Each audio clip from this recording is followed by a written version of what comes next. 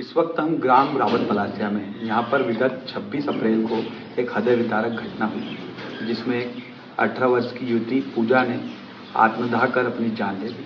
उसका कारण था अवैध शराब। हमारे साथ पूजा की बड़ी बहन है, उनसे हम पूरी घटना जानेंगे कि आखिर उन्हें आत्मदाह का यह कदम क्यों उठाना पड़ा, आखिर क्या मजबूरियाँ रही जो उन्होंने अपने आप को आग लगाकर अपनी जीवन लीला समाप्त कर ली। आखिर क्या कारण रहा जो पूजा को इतना बड़ा कदम उठाना पड़ा? शराब। मुख्य जो कारण है वो शराब है, क्योंकि शराब की वजह से कई सालों मतलब बचपन से ही हम झगड़े देखते आ रहे हैं।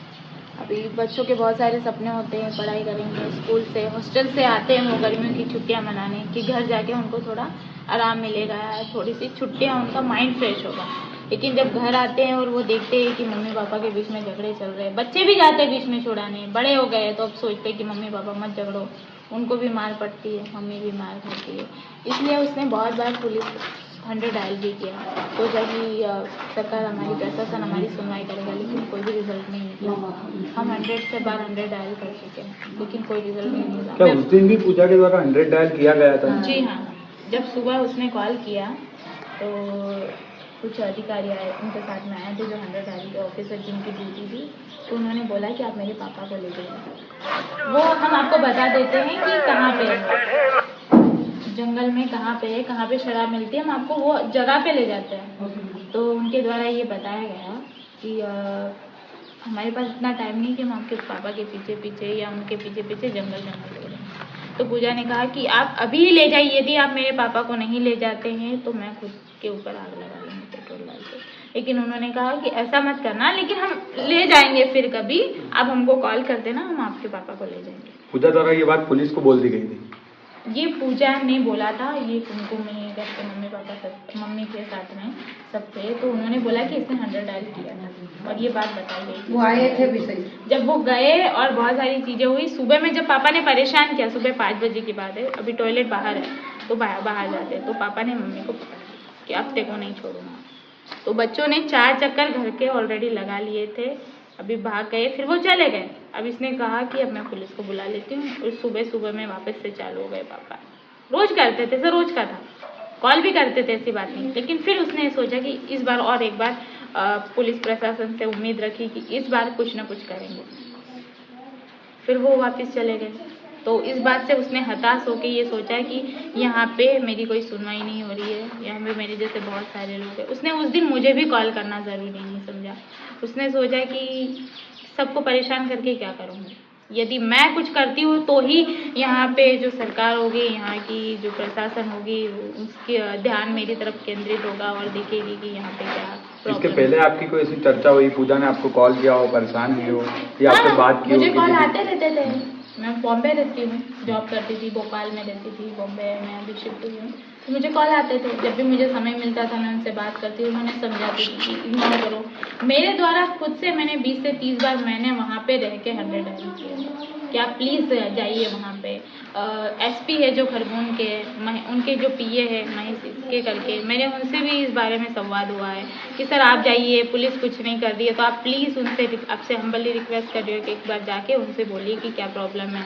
तो उन्होंने कॉल किया, फिर आए, फिर वही चीज़ें हुई कि हम इसको नहीं रख सकते क्योंकि हमारे कानून में नहीं है, शराबी इंसान को हम नहीं रख सकते 1 रात से ज़्यादा। फिर वो आ गए, फिर बोला उन्होंने कि क्या हुआ, मेरा कोई कुछ नहीं कर सकता, क्या है पुलिस सब पहले, क्या करोगे तुम। तो कहीं ना कहीं बच्चे के मन में ये चीज़ हो गई कि हमारी कोई सुनवाई नहीं कर रहा है, कुछ भी नहीं हो रहा, हमने ट्राई किया था सब जगह से, तो वो हताश हो गई सबसे और उसने ये कदम उठाया। मतलब आगे आप लोगों का क्या कदम रहेगा, मतलब आप क्या प्रयास करेंगे? देखिए हमारा यही प्रयास है कि आप हमारे जो गांव है उसको सबसे पहले तो नशा मुक्त करें, और जिन्होंने भी शराब जो बेच रहे हैं, जो इसका सहयोग कर रहे हैं, उनके खिलाफ ज़्यादा से ज़्यादा जितना दंड हो सके उनको दंड मिले। और ऐसा है कि हम, ऐसा लग रहा ना कि हम जी ही नहीं सकते, हमारी ऐसी सिचुएशन है, हम बता नहीं सकते हमारा, अगर रोना चालू कर देंगे तो फिर हम चुप नहीं हो पाएंगे। तो हम बस खुद को संभाल रहे हैं और आपसे यही निवेदन कर रहे हैं कि आप इसके खिलाफ कड़ी से कड़ी कार्रवाई करें और आप हमारा सहयोग करें। ताकि हम आने वाली जो भी पूजा है या कोई भी ऐसी महिला है जिनके साथ में ये सारी घटनाएं घटित हो रही है, हम उनको रोक सकें। देखिए, ये हमारे साथ में पूजा की बड़ी बहन थी। उनकी एक ही विनती है प्रशासन से भी कि इस गांव को शराब मुक्त किया जा सके। हमारे साथ और भी गांव की महिलाएं हैं जो कहीं ना कहीं प्रताड़ित है, कहीं ना कहीं इन सब परिस्थितियों से लगातार गुजर रही है। हम उनसे भी बात करेंगे। गांव में क्या ऐसी स्थिति लगातार बनती रहती है, हमेशा दारू मिलती है, हमेशा झगड़ा होते हैं, डेली दारू पीते हैं। क्या जैसा पूजा और उसकी मम्मी के साथ हो रहा था, क्या ऐसा और भी महिलाओं के साथ हो रहा है? हो रहा है, आपको बताया हो रहा है। ये इसको ससुराल वाले ने मारी है, पियर में आ गई। और आसपास जितने भी गांव है सब गांव में हो रहा है, और यहाँ भी बहुत हो रहा है। क्या कारण है कि यहाँ इतनी आसानी से शराब मिलती है? यहाँ सब नदी नाले में जहाँ देखो वहाँ शराब बनती, जंगल में शराब बनती, लकड़ी जलाने को मिल जाती है उनको। पूरा जंगल एरिया है, नदी है, जहाँ देखो वहाँ शराब बनती है। सब साधन मिलता है उनको बनाने का, तो बनती है। पर कोई साधन नहीं मिला तो इंसान कैसे बनेगा? लकड़ियाँ मिल जाती है उनको, गुड़ मिल जाता है, जो भी चीज़ें उनको जो लगती वो ही मिल जाती सब आसानी से। और दारू भी इंसान को पीने वालों को सस्ती आसानी से मिल जाती है, तो पी के तो बंद करते हैं। अब आप लोग आगे क्या करेंगे? आगे किस प्रकार से शिकायत करेंगे और क्या कदम होगा आगे? हमारा यही कदम है कि ये दारू बनना ही नहीं चाहिए और यहाँ बिकना भी नहीं चाहिए। ऐसी जो एक प्रताड़ित महिला भी हमारे साथ हैं जो अभी कुछ दिन पहले प्रताड़ित हुई है, वो भी यहाँ पर बैठी है। हम आपसे पूछना चाहेंगे क्या हुआ आपके साथ, क्या दर्द है? आज सुबह की बात है। क्या हुआ आपके साथ? आज की बात बता रहे हैं, क्या हुआ है आपके साथ?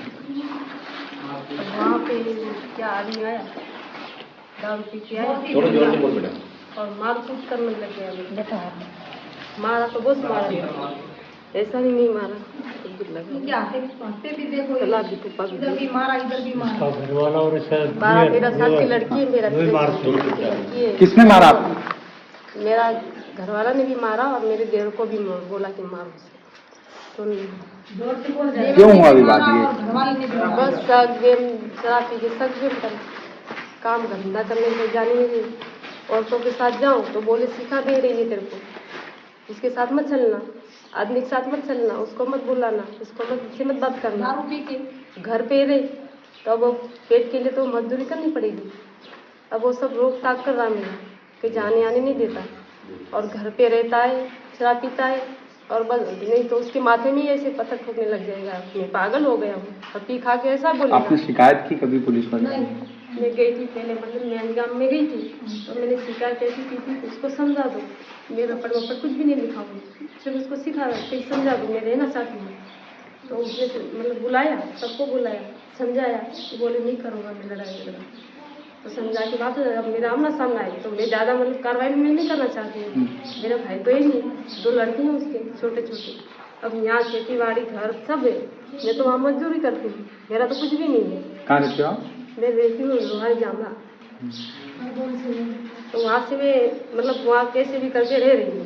और मैं यहाँ पे आ जाती हूँ, अनाज लेके जाती हूँ, जैसे सब ले जाती हूँ, खाना दाना पानी सब यहाँ से ले जाती हूँ, पीएम से ले जाती हूँ। वहाँ तो मेरे को मतलब काम करने जाने नहीं देता, तो यहाँ आती हूँ भाई, मेरे को कहीं राशन पानी भी नहीं मिलता, मेरा मकान भी नहीं कहीं पक्का, ऐसे ही है टूटी। अब आदमी ऐसा है तो आदमी मेरे बच्चों का आधार भी नहीं बना सकता, और उससे मैं क्या उम्मीद करूँ? मार कूट करता है, और ऐसे गांव में कोई बोलता भी नहीं कि कोई छोड़ा नहीं आएगा, तू तेरे को रखनी है क्या?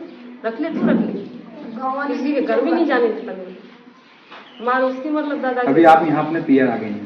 हाँ, ये अभी लड़की पियर है इनका, ये दिन ही मेरे को मारा, रात में मारा।